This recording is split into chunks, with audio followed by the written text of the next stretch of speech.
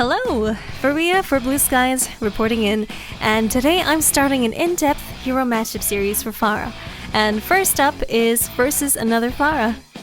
Now, a quick note, this guide is geared towards those looking to optimize their gameplay, so I won't be going over her basic mechanics in this video. This guide will have 3 major points. Number 1, my practice range routine for training air shots. Number 2, how to take down the enemy Pharah. And number 3, how to dodge and survive against her. So many, if not most people, think that fighting another Pharah is a complete waste of time. Well, they're not wrong. If you're missing tons of rockets and forgetting about your positioning while in said air fights, you're hugely limiting your impact in-game. But if you can learn to fight this airborne target, your impact can span the entire 6 players on the enemy team, while their Pharah can really only deal with 5 of yours, or even 4 if you're running Pharmacy. In turn, this will take loads off of your hit scans and support's shoulders, and in very evenly matched games, where every little bit of contribution matters, this can be absolutely huge. Not to mention, being confident in this matchup will ease your own and your team's minds when your comp doesn't include a hit scan hero. First things first, I'm going to show you how I train my air shots. You can cancel out your concussive blast with your rockets, essentially letting you shoot out both at the same time. Shoot your concussive blast followed immediately by a rocket, and the extra splash damage will make the boop even stronger. For double air shots, aim these 2 at the feet of the bot, and the extended airtime will allow you to get off 2 rockets before it falls to its death. For more prediction-heavy air shots, aim at the corner of the platform in order to send the bot flying with added momentum. Once you've finished practicing both of these, be sure to practice at varying distances and on the reverse side too. Just like how people tend to have a weak side when flicking with heroes like McCree, and how they need to practice in the other direction, it's important that you do the same with your air shots. It's going to be very uncomfortable, but essential to work on if you don't want any gaps in your proficiency. Practicing on this side also has the added benefit of being amazing for fuel management, and teaches you how to internalize your cooldown timers and ammo count. Allow me to explain what I mean. When on this side, pay extra attention to your fuel bar, tapping it until you notice your jump jet is available again.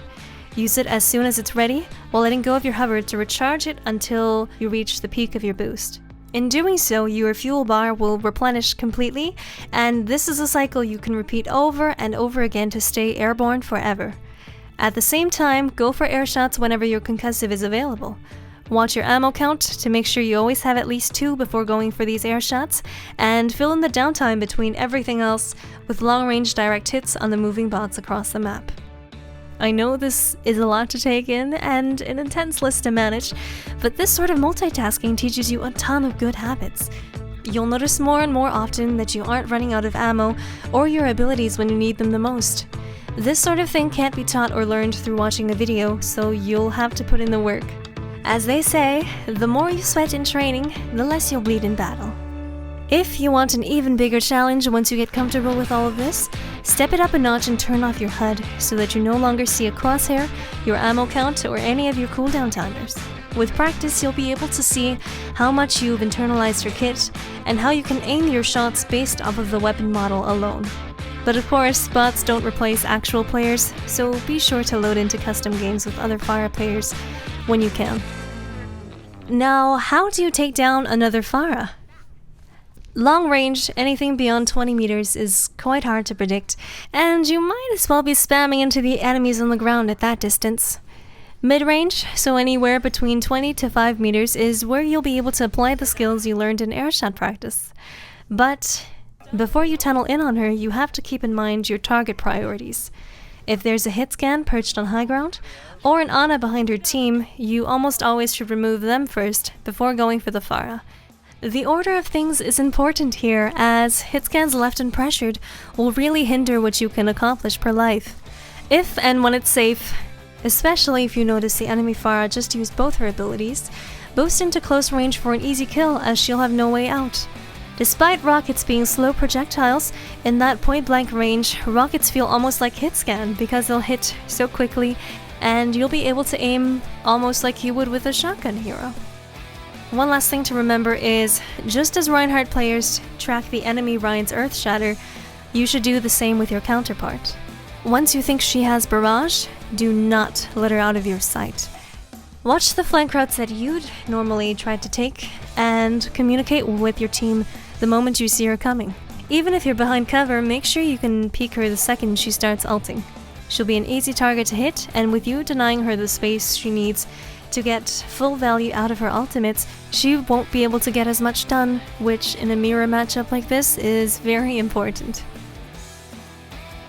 On the flip side, what can you do to keep the enemy Pharah from killing you? Well, remember how I said long-range air shots are extremely hard to hit? Use this to your advantage. Keep your distance from her until you and your team are ready to take the fight. Duel her on your terms when you're up on positioning, when you're up on numbers or resources. If the other Pharah is hell-bent on killing you, just keep Pharah away and do other things while she wastes her time missing her shots. When you decide to take her on, keep these things in mind. An obvious tip is to not strafe left and right in the air, as this pattern makes you very predictable.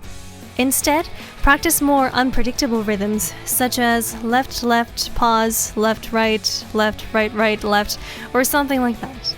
When you do take a rocket, drop in elevation or boost up immediately to throw off your opponent. Keeping the same altitude the whole fight will make it very, very easy to land double direct hits on you.